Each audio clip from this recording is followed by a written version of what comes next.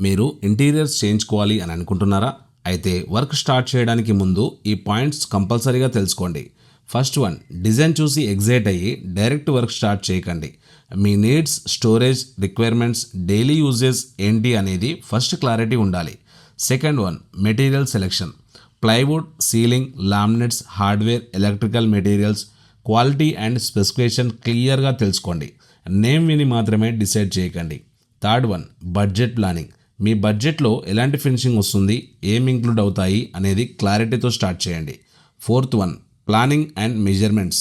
Switch points, wardrobes, bed positions, kitchen uses ముందే finalise చేయండి.